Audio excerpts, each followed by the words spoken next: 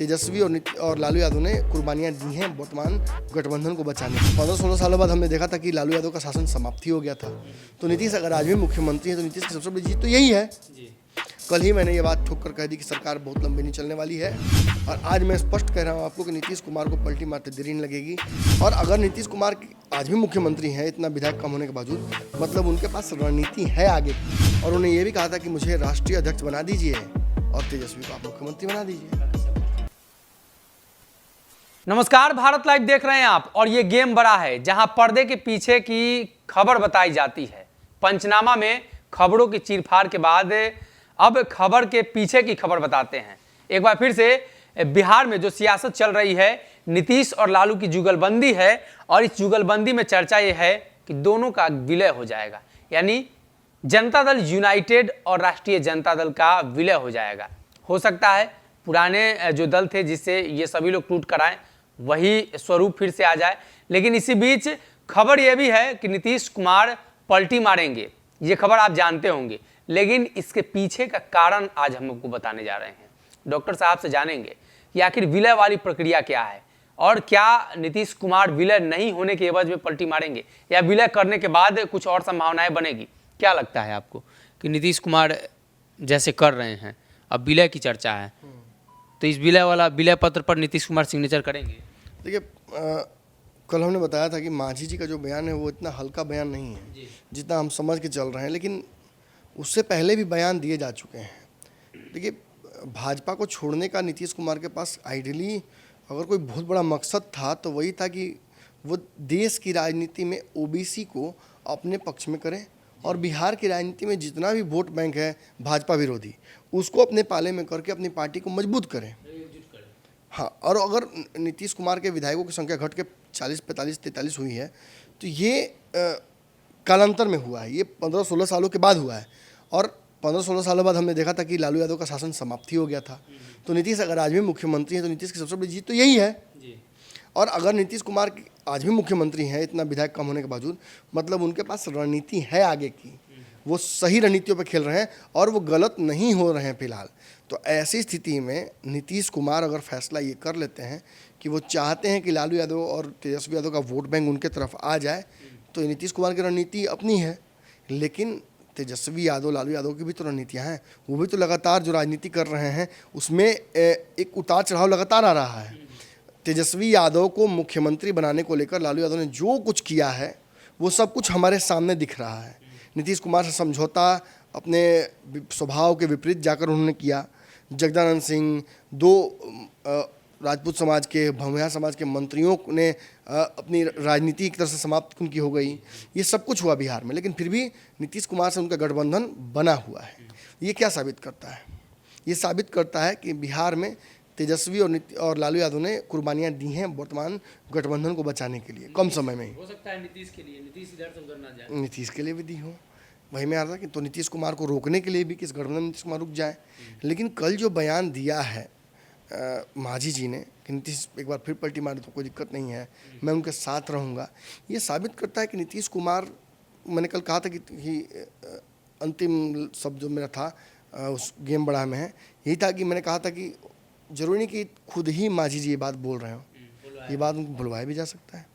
मुझे लगता है कि निश्चित तौर पर जिस तरीके से नीतीश कुमार प्लांटेड खबरें चलाते हैं, प्लांटेड ढंग से अपनी बातें रखवाते हैं, और अपने जब राजद चाहती है तो गठबंधन नहीं करते हैं, लेकिन जब अपना मन किया तो गठबंधन उन्होंने कर लिया। और राजद स्वभाव के विपरीत जाकर जगदानंद को नाराज करके और भी लोगों को नाराज करके उसने गठबंधन किया नीतीश के साथ। ये साबित करता है कि नीतीश का सिक्का बुलंद है बिहार की राजनीति में। और मैंने आपको सरकार बनने के नेक्स्ट डे ये बात कही थी कि राजद जदयू का विलय लगभग अब तय है, और ये लालू नहीं चाहते हैं, ये नीतीश चाहते हैं। नीतीश को पता है कि जदयू का भविष्य बहुत मज़ेदार और बहुत खास नहीं दिख रहा है कि चल के, क्योंकि धीरे धीरे पॉपुलैरिटी घट रही है। तो ऐसे में जो संभावनाएं हैं उनको देखते हुए लालू के साथ मिल जाने से नीतीश कुमार का वोट बैंक में इजाफा होता दिख रहा है। भाजपा के साथ मिले थे तो वोट बैंक में इजाफा हो सकता था, लेकिन भाजपा ने तो पर्दे के पीछे खेला किया, और वो खेला इतना सफल हुआ कि नीतीश कमज़ोर भी हुए, और नीतीश कुमार ने मतलब मन में ये बात डाल भी ली कि हमको भाजपा कमज़ोर कर सकती है बिहार में अगर हम अकेले रहें तो इसलिए वो भाग गए उस तरफ। लेकिन अब उस तरफ हैं तो ये समझना होगा कि नीतीश की महत्वाकांक्षा क्या है। नीतीश को उस दलित, उस ओबीसी वोट बैंक का पूरा हिस्सा अपनी तरफ चाहिए, और वो वोट बैंक उनके पास कैसे आएगा? तेजस्वी यादव के साथ तेजस्वी और लालू का रजामंदी मिल जाए तो आ जाएगा। तो तेजस्वी और लालू की रजामंदी को अपने पाले में करने के लिए उन्होंने ये सारी रणनीतियाँ की हैं कि मैं फिर से भाग सकता हूँ। तो ऐसे में और बैकफुट पर जाएंगे लालू यादव। मतलब ये नीतीश ये चाहते हैं कि ये डर दिखाकर ये डर बना रहे कि मैं फिर से भाजपा के साथ जा सकता हूं, और उसके बदले वो चाह रहे हैं क्या? आपको याद होगा मैंने कहा था कि गठबंधन तो करने की बात पहले ही हो चुकी थी, लेकिन गठबंधन बन नहीं पा रहा था, और लालू तैयार नहीं थे, क्योंकि मुख्यमंत्री का पद और जो गृह मंत्रालय है वो दोनों तेजस्वी को देने की शर्त रखी थी उन्होंने। ये दोनों नहीं हुआ, फिर भी गठबंधन हुआ। और उसके बाद अब जो हम जोड़ घटाव कर रहे हैं उसमें हमको क्या समझ में आ रहा है? हमें दिख रहा है कि नीतीश को उस पूरे वोट बैंक में इंटरेस्ट है ओबीसी में, और वो लालू के कहे बिना होगा नहीं। और लालू और तेजस्वी जब तक रहेंगे तब तक ये दबाव बना रहेगा कि मुख्यमंत्री लालू को बनाइए, तेजस्वी को नहीं, माफ़ कीजिए, और आगे भी जो रणनीतियाँ बनेंगी उसमें महत्वपूर्ण हिस्सा दीजिए राजद को। तो क्यों ना ऐसा किया जाए कि दोनों पार्टियों को एक कर दिया जाए। लालू यादव के पास अब बहुत लंबा जीवन नहीं बचा है, और नहीं, नीतीश के पास अभी है नीतीश के पास। और तेजस्वी यादव पर जो लगातार आरोप लगे हैं उस वजह से उनकी राजनीति कभी भी समाप्त हो सकती है। तो ये जब जानते हैं नीतीश, तो नीतीश सोचते हैं कि क्यों ना इस पार्टी को हाईजैक कर लिया जाए, इसके वोट बैंक को हाईजैक कर लिया जाए, ओबीसी को अपने पाले में कर लिया जाए। बिहार में जाति जनगणना हो या देश में ओबीसी की बात करना हो, मैं एकमात्र नेता बचूं, और मैं जब कहूं तो ये पूरा ओबीसी देश का या बिहार का मेरे पक्ष में आ जाए। इसीलिए उन्होंने इस दोनों पार्टियों के विलय की रणनीति बनाई थी, और उन्होंने ये भी कहा था कि मुझे राष्ट्रीय अध्यक्ष बना दीजिए और तेजस्वी को आप मुख्यमंत्री बना दीजिए, बाकी सब ठीक चलेगा। और जब पीएम कैंडिडेट बनने की बात होगी मैं बन जाऊँगा, और नहीं बनेंगे तो कोई दिक्कत नहीं है, मैं दोनों दलों को एक बनाकर मैं उसका राष्ट्रीय अध्यक्ष रहूँगा। आप समझ रहे हैं ना कि अब बैकअप सीट नीतीश की कहाँ है? मुख्यमंत्री से प्रधानमंत्री बनने के पीछे नीतीश क्यों भागें? उनके पास ऑप्शन है ये कि वो चाहें तो इन रणनीतियों पर काम करके हाँ कहीं ना कहीं टक ही जाएंगे।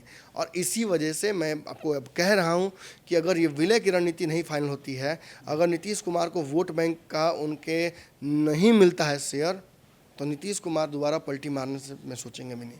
कल ही मैंने ये बात ठोक कर कह दी कि सरकार बहुत लंबी नहीं चलने वाली है, और आज मैं स्पष्ट कह रहा हूँ आपको कि नीतीश कुमार को पलटी मारते देरी नहीं लगेगी। नीतीश पलटी मारेंगे, भाजपा भले ही कितना भी हवा पान दे दे, लेकिन भाजपा नीतीश को एक्सेप्ट कर लेगी किसी भी फॉर्म में। तो कहीं ना कहीं नीतीश कुमार को भाजपा एक्सेप्ट कर लेगी। और कल ही कई बिहार सरकार के पूर्व मंत्री जो भाजपा से थे, उनका बयान आया है कि हम लोग तो सभी का स्वागत करते हैं, कोई भी आए हमारे दल में स्वागत है।